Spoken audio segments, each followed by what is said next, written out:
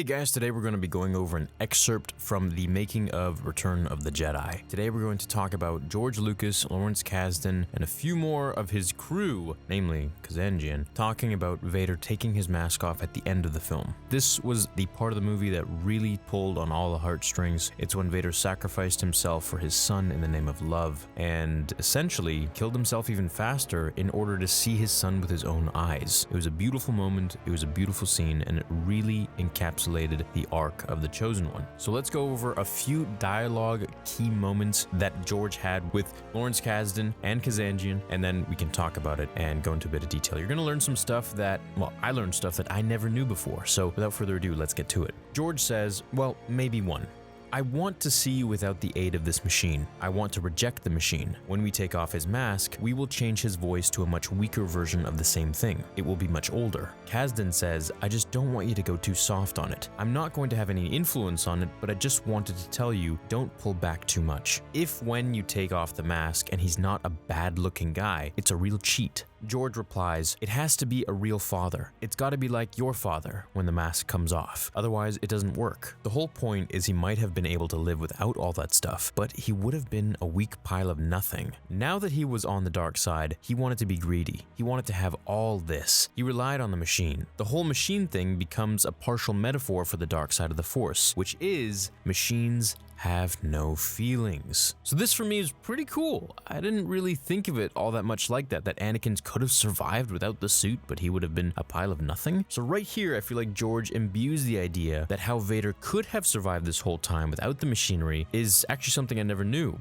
Without the machinery, I always believed Vader would cease to live. And now I understand that he could have lived, but he probably would be sedentary for his whole life. He would be blind, deaf, and unable to breathe properly without the aid of the Force, of course, if he didn't have the machine. The suit did a lot more than people think. It wasn't just aiding his voice and lungs. It did so much more than that. It fed him nutrients through tubes. It allowed him to go to the restroom via the tubes within him. The protective lenses over his eyes allowed him to see because his eyes were pretty scorched, and they were very sensitive to light, while a long tube was put down his trachea to act as a voice box and another tube into his lungs, while thousands of needles protruded from the innards of the suit and helmet, all interconnecting within his nervous system, bringing his vitals online. The suit protected him from fire, water, space, and virtually any other inhabitable environment other than electricity, which Sidious had the suit to be very vulnerable. And even that, in the end, was not stronger than his own resolve. Vader's, that is. Vader without the suit would have been, as George said, a weak pile of nothing. So even in this weakened condition of nothing, Vader was still able to become 80% as powerful as the Emperor in the suit, which, mind you, was unbelievably limiting. Let me go into a little bit of detail. Sidious did not grant Vader the new cybernetics that Grievous got. He was given the prehistoric version that limited his maneuverability, causing him to have to relearn lightsaber combat in his new machined body with his new machined hands, while hurting him with the painful attachments. His body needed to be scrubbed of necrotic,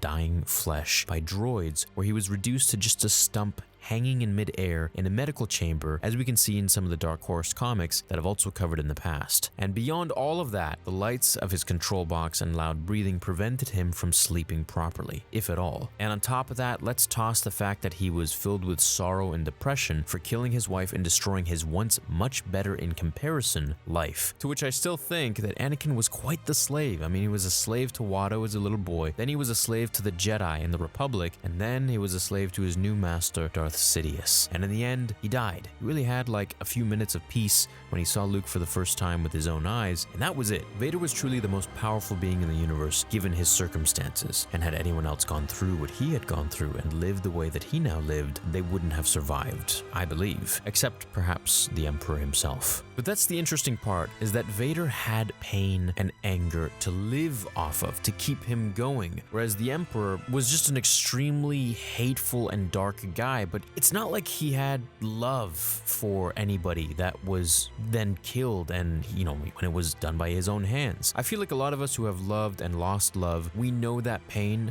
and we know the amount of drive that it can instill within us and the amount of, I would say, success that it could put in us too.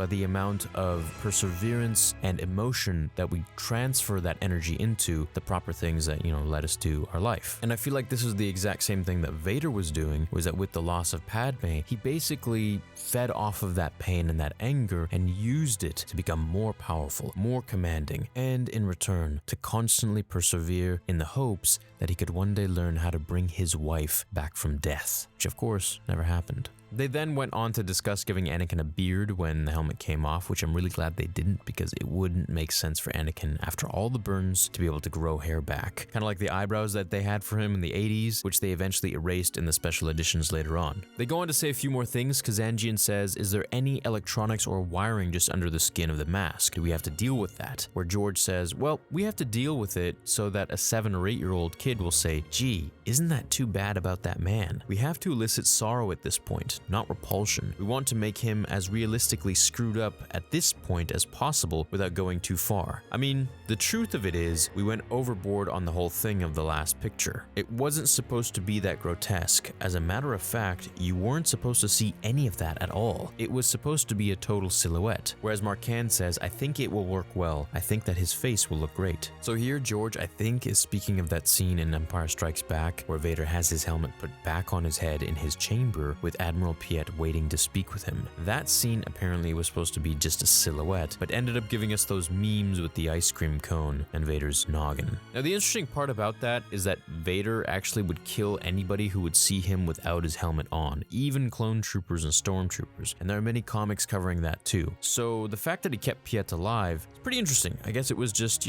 too fast of a glimpse. It wasn't really long enough, and he didn't see his face, so that's really the key element here to take away. Never look at Vader's face without the mask if you want to live. It's like Medusa. So let me know what you think would have happened had Anakin turned back to the light. I also think it's really interesting, recapping once again, how George said that had Anakin not chosen to have the suit, as if he had a choice to begin with, then he would have just been a worthless stump, a pile of nothing, essentially. And to me, that's a surprise because I never knew that he would have actually survived. So what do you think would have happened? And tell me right now in the comments, had Anakin turned back to the light and decided to not get the suit, or even if he just didn't have the mechanical suit put on, do you think he would have eventually healed his lungs somehow with Jedi Force Heal or something in the future? Who knows? Maybe something the Jedi had that of course the Sith did not. The longer you stay in pain and hatred, the stronger you become. So your own pain is really what's keeping you alive. So that's kind of Sidious's plan and thought anyways. I digress. I hope you enjoyed this video. Let me know what you think. Leave a like if you enjoyed it. Check me out on Spotify and StarWarsTheory.com. You guys are killing it on the forums there. Please keep the conversation going and alive and meet some great like-minded people. It's an awesome community there. Thank you, and I will see you in the next episode. Until then, remember, the Force will be with you